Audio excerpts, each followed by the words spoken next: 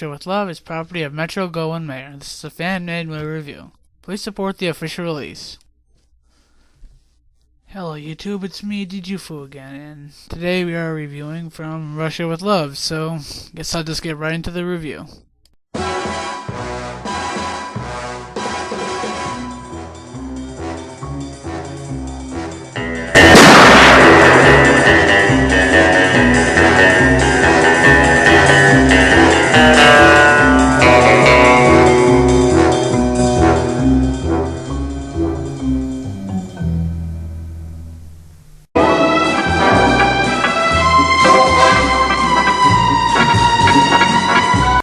Okay, From Russia with Love starts us out in the middle of this training exercise for Spectre, I think.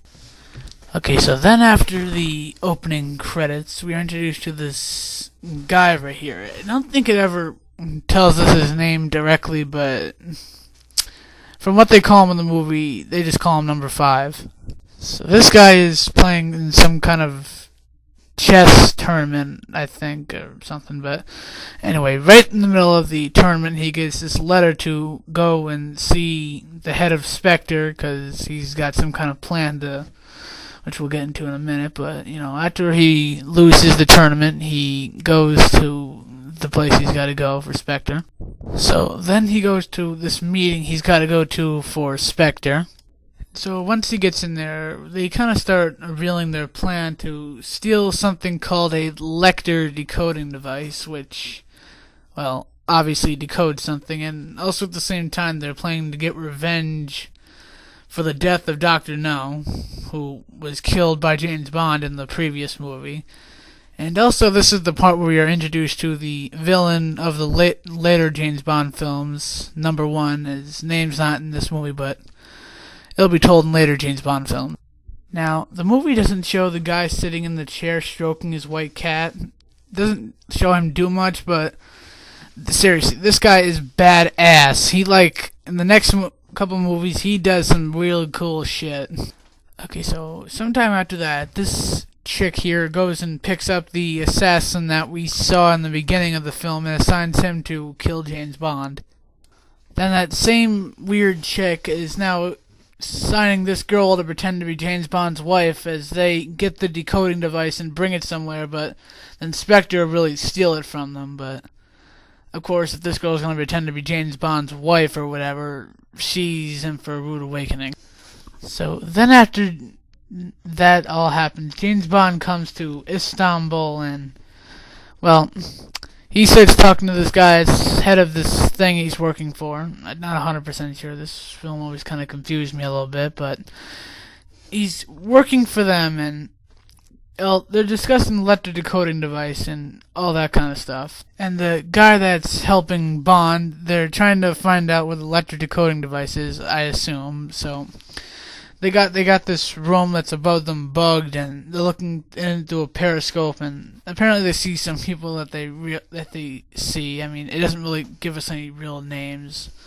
Then sometime later in the afternoon, Bond and the guy that's helping him out go to this place with these gypsies, and they start having this conversation with this one guy, but the place gets attacked by these agents that are working for one of those guys in that room they're looking at with a periscope, and then that Bond almost gets killed, but that assassin we saw in the beginning apparently kills one of the assassin that was about to shoot Bond, and supposedly the guy killed. Then a little ways after that, Bond and the guy that's helping him start devising this plan to steal the Lecter decoding device to get it back to Great Britain. So yeah, so basically Bond's about to steal.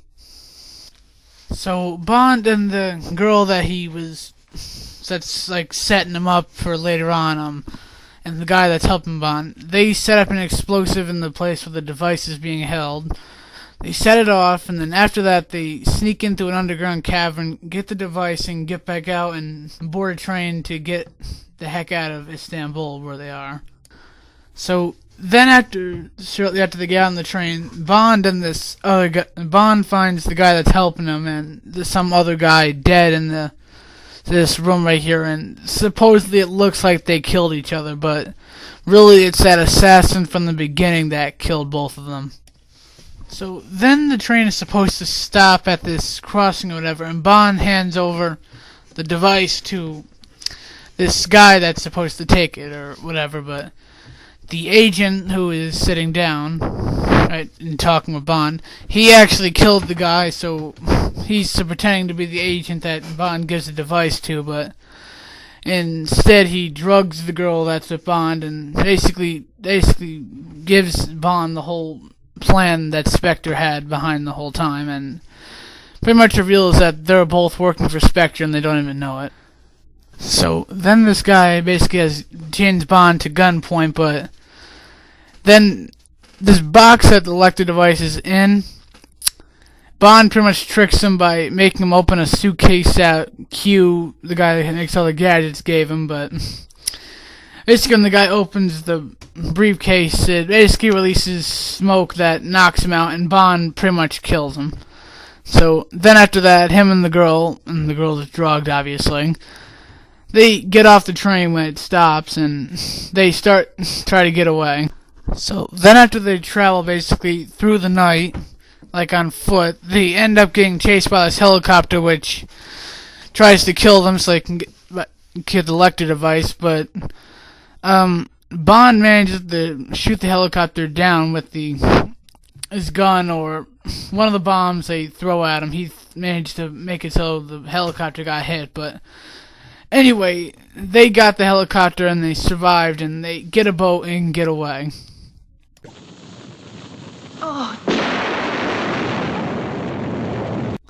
Okay, so then after number one, Spectre finds out that they didn't get the Lecter device, the guy stroking the cat, who's called number one in this movie, basically gets really pissed off and kills the douchebag holding the hat with a spike in his shoe that has poison on it, and tells the crazy bitch that if she doesn't get the Lecter device back, she'll be killed as well. So then after the girl is told to get this thing back, Bond and the girl that he's with get into this big boat chase, which ends in the explosion that you can see in the picture, and they get away again, and Spectre unfortunately fails once again to achieve the device. So then Bond and the girl he's with get a hotel in Venice, and there it turns out that the girl did actually know she was working for Spectre in some way, but because the crazy chick that works for Spectre is here and is taking the Lecter devices from Bond at gunpoint, but then the other girl obviously likes Bond and can't kill him, so she gets a gun and shoots the crazy bitch.